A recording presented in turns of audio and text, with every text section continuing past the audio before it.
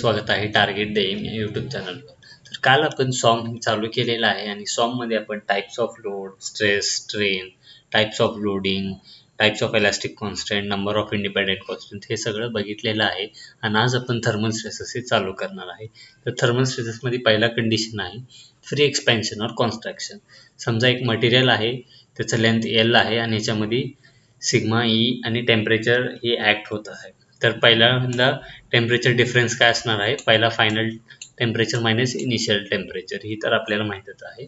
तर change in length जी काय असणार आहे ही L alpha sigma T. Alpha म्हणजे आहे कोइफिशियंट ऑफ थर्मल एक्सपॅन्शन, हे प्रत्येक मटेरियलचं वेगळा असतो. आणि टेम्परेचर चेंज हे आपल्याला क्वेश्चनमध्ये दिलेलं असू शकतो. आणि एल जी आहे हे लेंथ ऑफ बार आहे. तर हे फॉर्म्युला आपल्याला लक्षात ठेवायचं, ह्याच्यावर सुद्धा आपल्याला डायरेक्टली प्रॉब्लेम विचारू शकतो. जर आपण हीटिंग केलं असलं तर डेल्टा एल जे ही पॉझिटिव्हमध्ये येतो आणि जर कूलिंग करत असलं तर डेल्टा एल जे ही नेगेटिव्हमध्ये येतो. If there is no prevention or restriction to expansion then no thermal stresses. ह्या कंडिशनमध्ये आपलं थर्मल स्ट्रेस जनरेट होत नाही, कारण आपल्याला माहीत आहे की स्ट्रेस म्हणजे काय, रेजिस्टिंग फोर्स अपॉन लोड.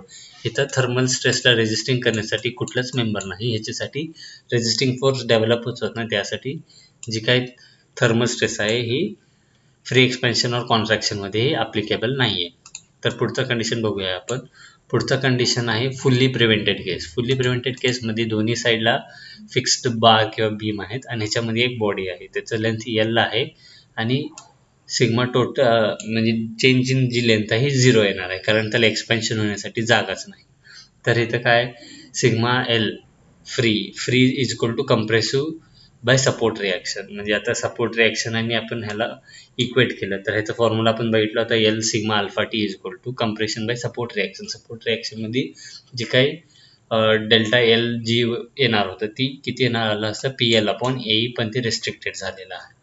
तर E L upon E T ह्याच्या आपण रिअरेंज केला आणि पी बाय ए काढलं. पी बाय ए म्हणजे काय, आपला स्ट्रेस असतो आणि इथं कुठला स्ट्रेस जनरेट होणार आहे ते आहे आपला थर्मल स्ट्रेसेस. तर ई अल्फा सिग्मा टी ही जर आपल्याला फुल्ली प्रिव्हेंटेड केस असलं तर ही फॉर्म्युला आपल्याला लक्षात ठेवायचं आहे. आणि पार्शली प्रिव्हेंटेड केस जर असलं तर ह्याच्यामध्ये E alpha L sigma T minus x जे ही गॅपचं लेंथ आहे अपॉन एल हे केलं तर आपल्याला पार्शली प्रिव्हेंटेडसाठी थर्मल स्ट्रेस भेटून जातो. Magnitude of thermal stress remains same for heating and cooling, but nature of stresses will be different. कुलिंगमध्ये टेन्साईल स्ट्रेस आणि हिटिंगमध्ये कंप्रेसिव्ह स्ट्रेस येणार आहे, हे आपल्याला माहितीच आहे. If plate restricted on G direction but free in X direction.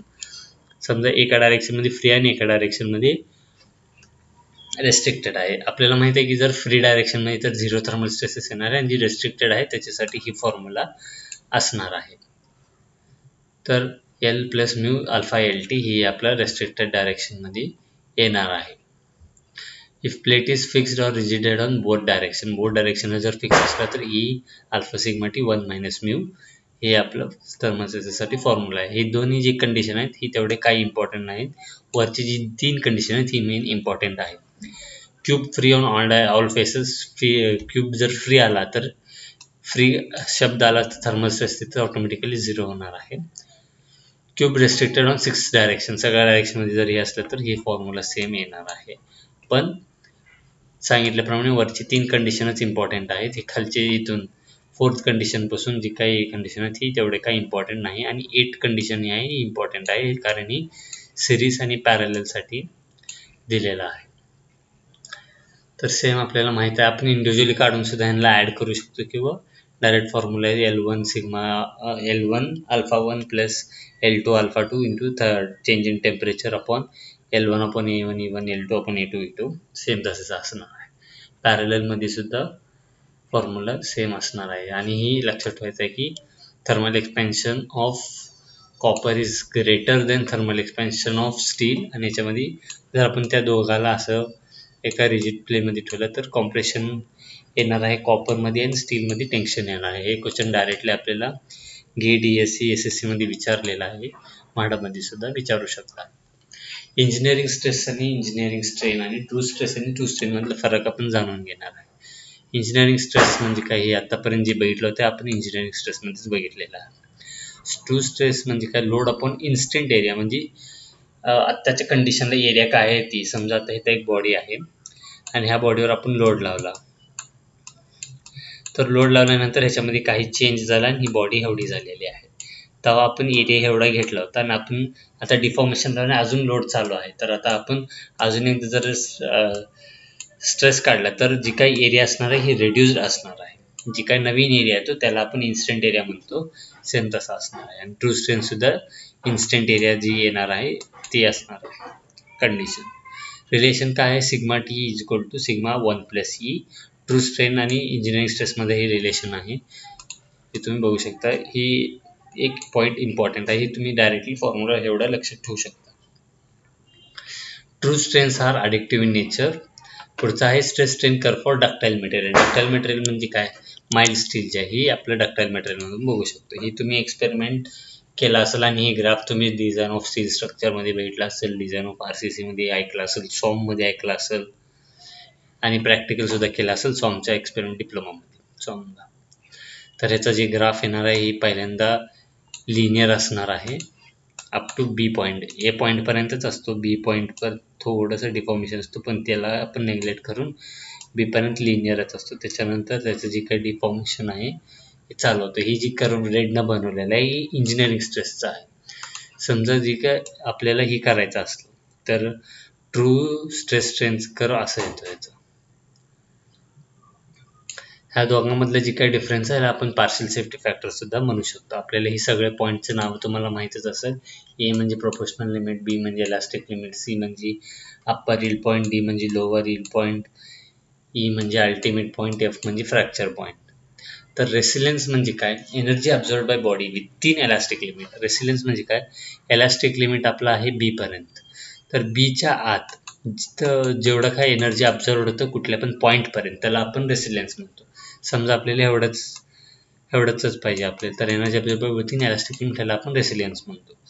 Proof resilience म्हणजे काय, energy absorb body up to elastic limit, म्हणजे इलास्टिक लिमिटपर्यंत पूर्ण एनर्जी जी काही येणार आहे त्याला आपण प्रूफ रेसिलियन्स म्हणतो. ह्याच्यावरून फॉर्म्युला डिराईव्ह करू शकतो आपण ह्याच्यासाठी स्ट्रेन एनर्जीचं, ते पुढं आपण करत किंवा इथंच यायला पाहिजे होतं ती मी तुम्हाला उद्या अपडेट करणार किंवा लास्टमध्ये तुम्हाला सांगेल. स्ट्रेन एनर्जीचा फॉर्म्युला प्रूफ रेसिलियन्सवरून आपण डिराईव्ह करू शकतो. स्ट्रेन एनर्जी म्हणजे काय, रेसिलियन्स अपॉन युनिट एरिया का व्हॉल्यूम असं काहीतरी आहे. पुढचं आहे modulus of resilience. Modulus of resilience per व्हॉल्यूमलाच आपण स्ट्रेन एनर्जी म्हणतो, पर व्हॉल्यूमला स्ट्रेन एनर्जी म्हणतो. तर प्रूफ रेसिलियन्स अपॉन व्हॉल्यूम म्हणजे मॉड्युलस ऑफ रेसिलियन्स. टफनेस म्हणजे काय, energy absorb up to fracture point. Fracture पॉईंटपर्यंत जर एनर्जी अब्झॉर्ब केला तर त्याला आपण टफनेस म्हणू शकतो. जर कार्बन कंटेंट वाढला तर हार्डनेस वाढतो, स्ट्रेंथ वाढतो, डक्टिलिटी आणि टफनेस कमी होतो, हे आपल्याला लक्षात ठेवावं लागतं. आणि इथं आपल्याला काही ग्राफ्स दिलेले आहेत, ही ग्राफ आपल्याला लक्षात ठेवायचं आहे. या ग्राफवरून आपल्याला डायरेक्टली विचारतील की which of the below graph represents elastoplastic. तर आपल्याला ही ग्राफला टिक करायचं आहे. लिनियर इलास्टिक म्हणजे आपल्याला हे ग्राफ टिक करायचं आहे. Linear elastic with strain hardening, तर आपल्याला हे ग्राफ टिक करावं लागेल. आयडियल फ्लुइडला हे ग्राफ, परफेक्टली प्लास्टिकला हे ग्राफ आणि रिजिडला हे ग्राफ. रिजिडमध्ये इथं पूर्ण असं असणार आहे आणि आयडियल फ्लुइडला पूर्ण इथं असं असणार आहे. तर इथं आपलं पहिलं चॅप्टर संपलेलं आहे आणि आता आपण SFD आणि BMD चालू करणार आहे. तसंच सिलेबसमध्ये SFD आणि BMD दिलेलं नाही, पण ती बेसिक कन्सेप्ट आहे जे आपल्याला लागणारच आहे. त्याच्यासाठी आपण त्याच्यावर एकदा बघून घेऊ. इथं चॅप्टर 2 आहे SFD आणि BMD. बीम म्हणजे काय, structural member subjected to traverse loading. Traverse loading म्हणजे काय, लाईन ऑफ ॲक्सेसला वरून परपेंडिक्युलर असणार. म्हणजे आपण बेसिकली जी लोड आपण बीम्सवर किंवा स्लॅबवर ॲक्ट होतो त्याला आपण ट्रॅव्हर्स लोड असं म्हणू शकतो. तर ह्याच्यामध्ये आपल्याला SFD BMD ड्रॉ करता यायला पाहिजे आणि ह्याच्यामध्ये मॅक्सिमम बेंडिंग व्हॅल्यू आपल्याला काढता यायला पाहिजे. ही या मेन चॅप्टरचा उद्देश असणार आहे. तर टाईप्स ऑफ सपोर्ट काय काय आहे, रोलर आहे. रोलर म्हणजे दोन डायरेक्शनमध्ये ती मूव्ह करू शकतो आणि एक अननोन असतं त्याच्यामध्ये. हिंज म्हणजे काय, त्याच्यामध्ये 2 अननोन असतं, ही फक्त एक डायरेक्शनमध्ये मूव्ह करू शकतो. आणि बिल्ट इन किंवा फिक्स्ड म्हणजे काय, ह्याला 3 डायरेक्शनमध्ये फिक्स्ड असतो आणि कुठल्याच डायरेक्शनमध्ये मूव्ह करू शकत नाही आणि ह्याला 3 अननोन्स असतात. तर टाईप्स ऑफ लोड काय, पॉईंट लोड. पॉईंट लोड म्हणजे काय, हे आहे, ह्याला आपण पॉईंट लोड असं रिप्रेझेंट करतो. UDL म्हणजे काय, युनिफॉर्मली डिस्ट्रीब्युटेड लोड. एका बीम मध्ये आपण असं रिप्रेझेंट करत असतो तर त्याला uniformly distributed load. Uniformly varying load म्हणजे काय, असं ट्रायंग्युलर फॉर्म मध्ये जी लोड बघतो आपण त्याला आपण युनिफॉर्मली वेरिंग लोड म्हणू शकतो. आणि टाइप्स ऑफ बीम काय, simply supported beam, cantilever beam, overhang beam, fixed beam, continuous beam, propped cantilever beam, हे सगळं आपल्याला माहितच आहे की टाइप्स ऑफ बीम मेकॅनिक्स मध्ये तीन झालेलेच आहे आपल्याला. तर कॅल्क्युलेशन ऑफ सपोर्ट रिॲक्शन कसं कॅल्क्युलेट करायचं आहे ह्याच्यावर बघायचं आहे आपल्याला. बेसिकली RA RB आपल्याला फाईन करायचं आहे. तर समजा वरून एक पॉईंट लोड आहे W आणि सेंटरला ऍक्ट करत आहे, तर ह्याचं डायरेक्टली सपोर्ट रिॲक्शन जी येणार आहे ही W/2 आणि W/2 दोन्ही साईडला येणार आहे. ही बेसिकली एक छोटासा ट्रिक आहे, आपल्याला लक्षात ठेवायचं आहे. ह्याच्यावरून आपल्याला कुठल्या कसल्या बी प्रॉब्लेमचा सपोर्ट रिॲक्शन काढता येतो. जर तुम्हाला डाऊट असला तर तुम्ही कन्व्हेन्शनल मेथडनं सुद्धा काढू शकतो. आपलं कन्व्हेन्शनल मेथड काय, आपण एका पॉईंटला किंवा RA + RB = W करतो आपण. ह्याचा आपण सोडून बघूया.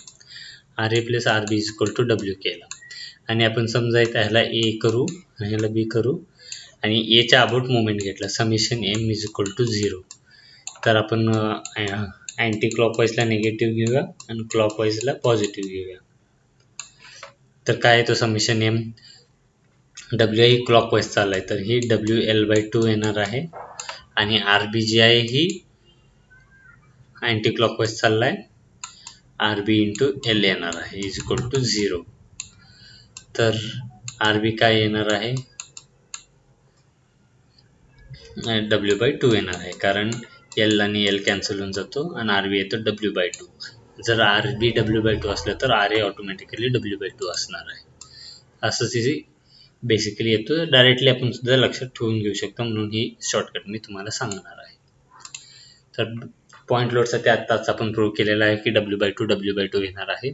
आणि समजा आता UDL आहे आणि ही सेम लेंथ असून आहे, इकडे बी A किंवा L/3 धरा.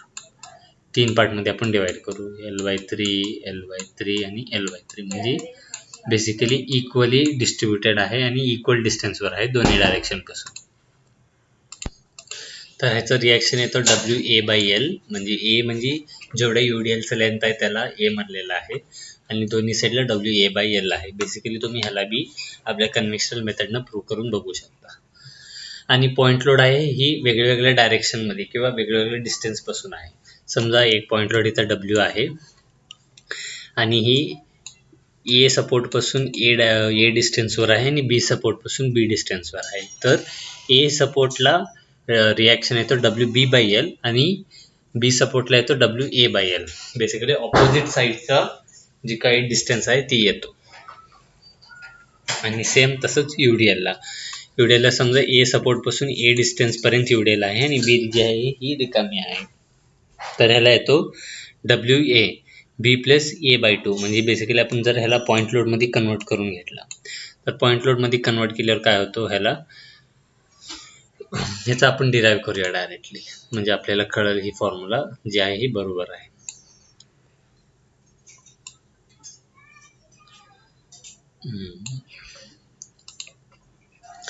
तर RA + RB = काय येतो, W × WA येतो, कारण टोटल लोड जी काय ऍक्ट होणार आहे ही WA असतो UDL केसमध्ये आपल्याला माहित आहे. आता आपण समेशन MA = 0 करूया. मगाच साइन कन्व्हेन्शन ही सुद्धा आपण पुढं SFD BMD बेंडिंग मुवमेंट ह्याच्यामध्ये बघणार आहे. तर आता समेशन MA = 0 केला आहे तर UDLचं काय येतो, WA × ही झालं लोड, तर ती कुठून ऍक्ट होतो, A/2 पासून, आणि हे कसं जातो असा, म्हणजेच क्लॉकवाईज म्हणजे प्लस WA × A/2 जातो आणि आता minus RB × L = 0.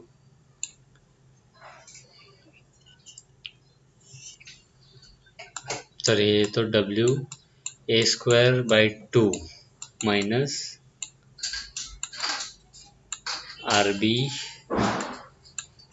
L is equal to 0. तर W A square upon 2L is equal to हे आर बी येतो. तर इथे तुम्ही बघू शकता की W A square upon 2L आहे, आर बी आपल्याला आलेला आहे. तर ह्याच्यामधून आपण समजा हे मायनस केलं तर आपल्याला W A B plus A by 2 upon L येतो.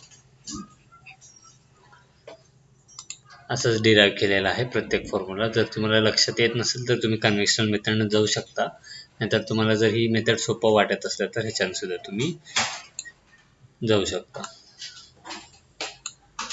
पुढचा आहे ओव्हरऑल बीम मध्ये युडेल ऍक्ट करणार आहे. तर ह्याचं येणार आहे WL/2 आणि WL/2 ही बोथ साईड सेम येतो. आणि ही UVL आहे. UVL मध्ये सुद्धा इथून ऍक्ट होत असतं असं कन्सिडर करा. इथे एक पॉइंट लोड आहे कितीचा, WL असं. इथून ह्या ट्रायंगलचं CG काढू शकतो आपण. इथं WL/2 2L/3 अपॉन L आणि ह्या साईडला L/3 अपॉन 2. WL/2 ही तर युनिफॉर्मली डिस्ट्रीब्युटेडचा झाला, आणि जर समजा ट्रायंगलचं CG त्याला मल्टिप्लाय करायचं इंटू 2L/3 अपॉन L असं येतो. आणि मुवमेंट असलं तर M/L आणि M/L. हे तुम्ही शॉर्टकट लक्षात ठेवलं तर आपण प्रत्येक बीमचं सपोर्ट रिएक्शन काढू शकतो. तर आता शिअर फोर्स म्हणजे काय, SF at any section of beam is equal to algebraic sum of all force either on left or right of that section. म्हणजे लेफ्ट किंवा राईट मध्ये अल्जेब्रिक समचं जे फोर्सेस आहे त्याला आपण शिअर फोर्स म्हणतो. आणि बेंडिंग मुवमेंट काय, movement of or about axes, तर ह्याला आपण बेंडिंग मुवमेंट म्हणतो. तर आपण काही एक्झाम्पल्स तो समजून घेऊया की SFD म्हणजे काय, BMD म्हणजे काय, आपल्याला एक्झाम्पल तर समजेल. तर बघूया आपण इथं. पहिला आहे एक आपण सिम्पली सपोर्टेड बीम घेतलेला आहे. ही सपोर्ट A, ही सपोर्ट B, आणि त्याला आपण W एक पॉईंट लोड लावलेला आहे आणि त्या पॉईंटला C म्हणलेला आहे. आणि ही बेसिकली सेंट्रलमध्ये आहे L/2 डिस्टन्सवर. तर ह्याचा SFD काय येणार आहे, sum of algebraic sum from left or right. लेफ्टमधून आपण जर समजा बघितलं SF at A is equal to 0 आहे, तर लेफ्टला म्हणजे लेफ्ट साईडला काय आहे का, इथं फोर्सेस नाही या साईडला बेसिकली, म्हणून इथं आपण 0 घेतलेला आहे आणि त्या पॉईंटला आपण इथं 0 म्हणून मार्क केला. आणि आता SF at A at right साईडला आपण बघूया. राईट साईडला इथं आहे W आणि डाऊन साईडला W आहे आणि अपवर्डला RB आहे. तर इथं आपण बेसिकली पहिला RA आणि RB काढून घ्यावं लागतं. आणि RA आणि RB आपण बघितलेलं आहे की RB जी येतं ही W/2 आहे आणि इथं W आहे. आणि साइन कन्व्हेन्शन जर आपण लेफ्ट साईडनं जात असलो तर अपवर्ड पॉझिटिव्ह आणि डाऊनवर्ड नेगेटिव्ह, आणि जर राईट साईडने येत असलं तर अपवर्ड निगेटिव्ह आणि डाऊनवर्ड पॉझिटिव्ह आहे. बेसिकली आपण ही कन्व्हेन्शनल साइन फॉलो करणार आहे लेफ्ट साईडचा. तर आपण लेफ्ट साईडनं चाललो तर डाऊनवर्ड जी आहे ही -W आहे आणि अपवर्ड जी आहे ही +W/2 आहे. तर हे काय होतं, -W + W/2 ही बेसिकली W/2 होऊन जातं. तर SF at R is equal to W/2 म्हणजे ही पॉईंट जी आहे ही W/2 असणार आहे. एवढ्या सेक्शनमध्ये काहीच नाही म्हणजे कॉन्स्टंट आहे, मग एवढा कॉन्स्टंट तसंच येतो. आणि इथं जी आहे ही डाऊनवर्ड आहे म्हणजे C पॉईंटच्या लेफ्टला, C पॉईंटच्या लेफ्टपर्यंत काय आहे का, काहीच नाही. म्हणजे आपण इथं C लेफ्टला जी मागचं कंटिन्यू आहे त्यालाच धरू शकतो W/2. आता C पॉईंटच्या राईटला काय एक W ऍक्ट व्हायला डाऊनवर्ड म्हणजे W/2 - W म्हणजे काय होतो, इज इक्वल टू -W/2 होतो. मग ही खाली पॉईंट येतो, ही आहे -W/2, ही आहे +W/2.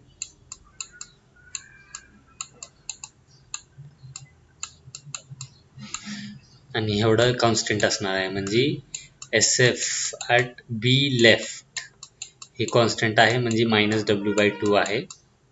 आणि मग SF at B राईटला काय RB लागणार आहे, आपला RB आहे W/2 म्हणजे -W/2 आणि अपवर्ड पॉझिटिव्ह असल्यामुळं +W/2. मग हे बेसिकली 0 होऊन जातो, मग इथं येऊन कट होतो. बेसिकली असं SFD आपलं डिराईव्ह होतो. डायरेक्टली तुम्ही फोर्सवरून डायग्राम काढू शकता, हे सगळं कॅल्क्युलेट करत बसण्याची गरज नाही. पण मी तुम्हाला एक प्रॉब्लेमचं दाखवलेलं आहे की कसं डिराईव्ह झालं ते. स्टँडर्ड कंडिशन घेतलेला आहे मी 8 ते 10 क्वेश्चनचा. ह्याच्या व्यतिरिक्त आपल्याला कॉम्बिनेशन देतात, तिथं पॉईंट लोड असे प्रॉब्लेम पण आपल्याला देऊ शकतात ते. तर ह्याच्यावर सुद्धा आपल्याला बेसिक कंडिशन माहीत असलं तर आपण काढून घेऊ शकतो. तर BMD म्हणजे काय, आता एका सेक्शनला आपल्याला हे घ्यायचं, म्हणजे आता समजा इथं पहिल्यापासून काढूया. BM at A is equal to, आता आपल्याला बेंडिंग मोमेंट काढायचा आहे एला. आपण मागा जसं मोमेंट काढला तसंच काढायचं आहे आणि ह्याचं साइन कन्व्हेन्शन आपण असंच फॉलो करणार आहे. अँटी क्लॉकवाईज निगेटिव्ह आणि क्लॉकवाईज जे आहे ह्याला पॉझिटिव्ह असं कन्सिडर करणार आहे. तर आता आपण बीला बेंडिंग मोमेंट कसं आहे, लेफ्ट आणि राईटनं दोन्ही साईडनं सेम येणार आहे. तर आपल्याला कुठल्या साईडने इझी जातं त्या साईडला आपण काढून घेऊया. तर आपण एला लेफ्ट साईडनं बघूया, लेफ्ट साईडला काय आहे का नाही, म्हणजे बेंडिंग मोमेंट ॲट ए 0 येतो. मग आता बेंडिंग मोमेंट ॲट हे पॉईंट सी आहे, तर सीला बघून घेऊया. बेंडिंग मोमेंट ॲट सीला काय येतो, आर ए जे आर ए आहे, आर ए कसं चाललं आहे क्लॉकवाईज. आपला आर ए काय आहे W/2 आहे आणि किती डिस्टन्सवर चाललं आहे L/2 वर. तर हे काय होतो WL/4 होऊन जातं. म्हणजे बेंडिंग मोमेंट ॲट सी जे आहे ही WL/4 आहे आणि हीच आपला मॅक्सिमम बेंडिंग मोमेंट असणार आहे. याच्यापेक्षा मॅक्स ह्या बीममध्ये येऊ शकत नाही. आपण समजा राईट साईडनं जर आलो तर तुम्ही हे बी कन्फर्म करून घ्या की राईट साईडनं पण सेम येतो. समजा आता इकडनं चाललो आपण, तर इकडनं आपला अँटी क्लॉक राईट साईडनं चाललो तर राईट साईडनं अँटी क्लॉकवाईज पॉझिटिव्ह असतं, म्हणजे हे झालं W/2. तर डिस्टन्स काय L/2. बेंडिंग मोमेंट म्हणजे काय, force into area, force into distance, तर बेंडिंग मोमेंट होतो. तर आपण W/2 ही फोर्स आहे, L/2 आपली डिस्टन्स आहे. मग हे बी इकडून राईट साईडनं सुद्धा बघितलं तर WL/4च येतो. आणि समजा आता बेंडिंग मोमेंट ॲट पॉईंट बी काढला, तर ह्याला आपण लेफ्ट साईडनंच काढून बघूया की 0 येतो का नाही. 0 यायला पाहिजे. राईट साईडनं तर 0 येतो, पण लेफ्ट साईडनं काय येतं ते आपण एकदा चेक करूया. पहिल्यांदा तर आर ए फोर्स आहे W/2 आणि ह्याचं डिस्टन्स आहे L. हे झालं लेफ्ट साईडनं क्लॉकवाईज ॲक्ट व्हायला, आणि W जे आहे हे अँटी क्लॉकवाईज ॲक्ट होणार आहे W इंटू L/2. मग WL/2 मायनस WL/2 हे होतो 0. बघितलं, दोन्ही साईडने हे आपल्याला सेम येणार आहे. असंच प्रत्येक बीमचा इथं मी लिहिलं आहे, ही तुम्ही एकदा चेक करून घेऊ शकता. ही प्रत्येक स्टँडर्ड कंडिशनचं तुम्हाला यायलाच पाहिजे. जर समजा आपलं कॉन्स्टंट असलं तर स्ट्रेट लाईन येतो, जिथं स्ट्रेट लाईन SFD मध्ये तिथं लिनियर लाईन BMD ला येतो. जर SFD मध्ये लिनियर लाईन आला तर BMD मध्ये तिथे पॅराबोलिक लाईन येतो. आणि समजा SFD मध्ये पॅराबोलिक लाईन आला तर BMD मध्ये क्युबिक येतो. ह्या कंडिशनमध्ये तुम्ही बघू शकता की इथं SFDI ही पॅराबोलिक आलेला आहे, तर इथं BMD आपला क्युबिक येतो. हे सगळं तुम्हाला डिटेलमध्ये फुल कोर्समध्ये सांगितलं जाईल. इथं वेगळ्या पॉईंटला W आहे, तर ही सुद्धा तुम्ही बघू शकता. WAB/L ह्याचा मॅक्स येतो. मुवमेंट आहे ही L/2 वर ॲक्ट होतो, तर ह्याचं बेंडिंग SFD बेंडिंग मुवमेंट असं येणार आहे. आणि तसे हे असणार UDL ला स्लोपिंग लाईन आलेला आहे, लिनियर लाईन आलेला आहे, तर ह्याच्यामध्ये BMD पॅराबोलिक आलेलं आहे. हे तुम्ही बघून घेऊ शकता, हे मी आत्ताच एक्सप्लेन केलेलं आहे. आणि तर ए आणि एलला असं वेगळ्या वेगळ्या जागी मुवमेंट असलेला आहे.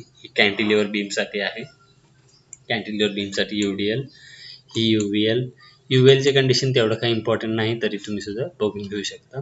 ही एक मेन कंडिशन आहे. कॅन्टिलिव्हर बीममध्ये शेवटी जर मुवमेंट लावलेलं असतं तर त्याचा SFD फक्त स्ट्रेट लाईन येतो.